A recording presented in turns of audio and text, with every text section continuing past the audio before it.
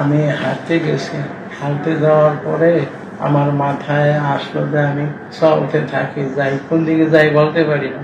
এক পর্যায়ে আমি অটো পাইছি, অটোতে উঠছি, মেরের বাজার নামছি। নামিয়ার পরে মনে চাইলো যে আমি জয়দেবপুর যাই, সিএনজি দিয়া জয়দেবপুর গেছি।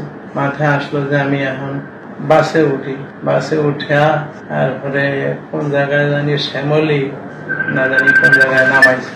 এরপরে এইখান থেকে আমি আরেকটা বাসে উঠে গাবতলী গেছি।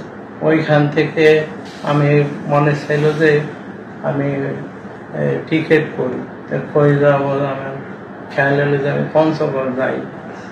পঞ্চগড় গভীর অনেক রাত্রে পঞ্চগড় নামছি। নামার পরে হাঁটতেছিলাম, কোন দিকে হাঁটতেছি আমি জানি না, আমি চিনি না, হাঁটতেছিলাম। এক পর্যায়ে আমি দেখি যে পঞ্চগড় জেলা প্রশাসকের কার্যালয়, তারপরে পুলিশ লাইন্স, এগুলি হাঁটিয়া পার হয়ে গেছে। পার হয়ে গিয়ে এক পর্যায়ে আমি একটা শিকল করণীয় পাইলাম। ওইটা নিয়ে এক জায়গায় আমি প্রস্থান করতে বসলাম।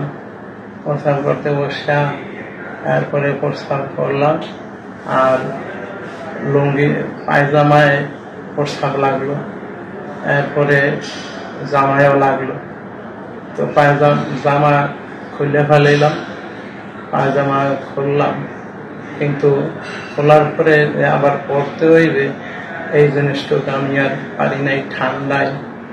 ঠান্ডায় হইলে শুয়ে পড়লাম, আর পায়ে শিকল দিলাম।